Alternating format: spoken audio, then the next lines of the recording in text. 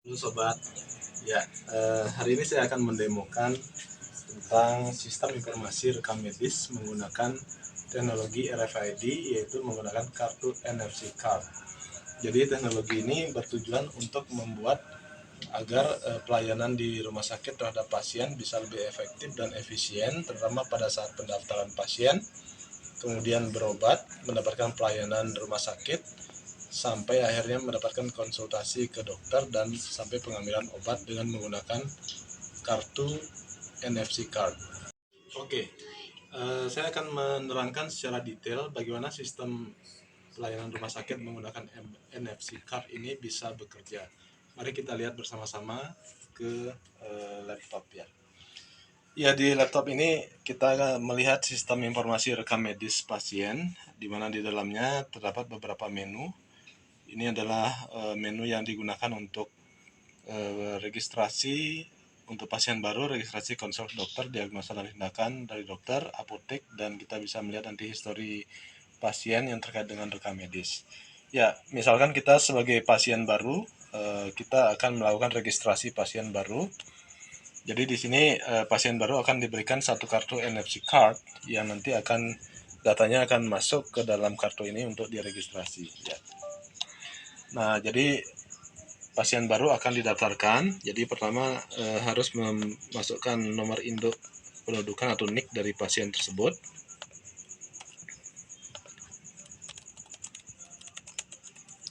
Tulis namanya, kemudian tulis alamatnya,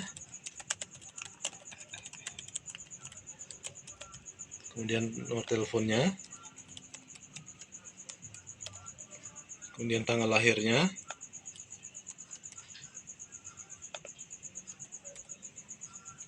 kemudian nomor RM,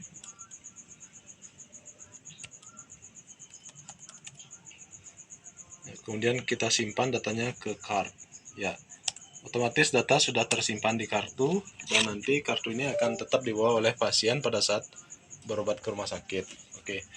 Asumsinya misalkan sekarang pasien akan berobat ke rumah sakit, jadi pasien datang ke rumah sakit membawa kartu, kemudian di rumah sakit sudah disediakan sebuah stasiun atau perangkat komputer untuk registrasi dari pasien tersebut ke rumah sakit tersebut. Jadi pasien tinggal datang membawa kartu dan kita lihat di sini kembali di sistem ini adalah registrasi untuk pasien waktu datang ke rumah sakit. Jadi pasien tinggal scan kartunya, itu bisa kita lihat di bawah. Ya, ini ada alat untuk bisa membaca kartu. Kemudian otomatis karena kartunya sudah berisi data, maka kita bisa langsung melakukan registrasi atau pasien melakukan registrasi. Dalam registrasi ini pasien bisa memilih jenis pelayanan yang diharapkan, apakah jenisnya umum, BPJS atau asuransi. Nah, misalkan dia adalah jenis pasiennya umum misalkan.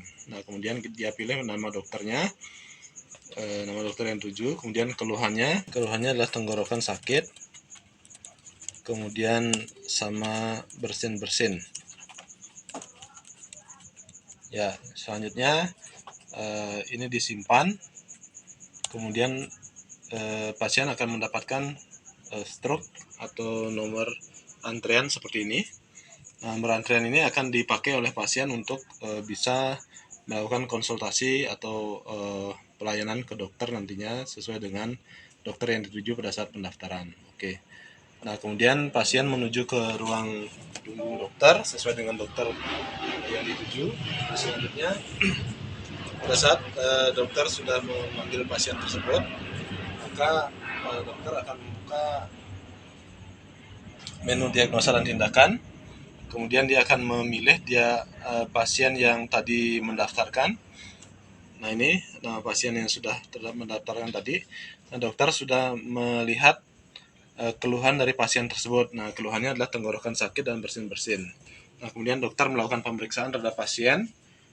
Kemudian dokter mendiagnosa bahwa pasien ini menderita infeksi saluran pernapasan akut atau ISPA gitu. Kemudian ada influenza.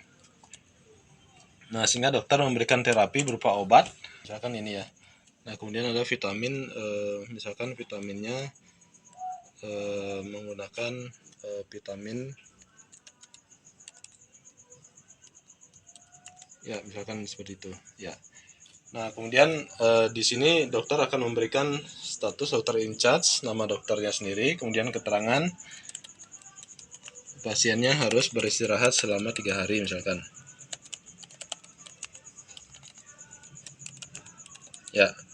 Nah, kemudian dokter bisa menyimpan hasil diagnosa ini. Kemudian dari hasil diagnosa ini nanti dari pasien sendiri akan bisa diarahkan menuju ke kasir atau pembayaran terlebih dahulu, kemudian bisa langsung ke apotek setelah melakukan pembayaran. Oke, selanjutnya dari apotek, karena dokter sudah memberikan suatu diagnosa dan terapi obat, nanti apotek tinggal melihat terapi dari dokter tersebut sesuai dengan nama pasien yang berobat tadi. Jadi diagnosa dan terapi sudah terlihat di apotek.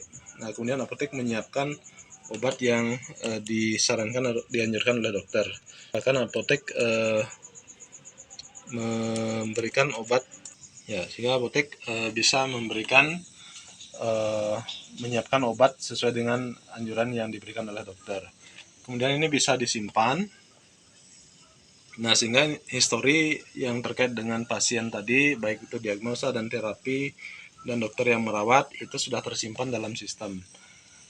Jadi di dalam sistem ini dia akan merekam bagaimana sebuah mekanisme data pasien itu bisa terkelola dengan baik dengan menggunakan sistem informasi rekam medis pasien, di mana sistem informasi ini dapat memperlihatkan histori dari pasien tersebut. Jadi selama pasien itu berobat ke fasilitas kesehatan itu, pasien ini akan memiliki histori, memiliki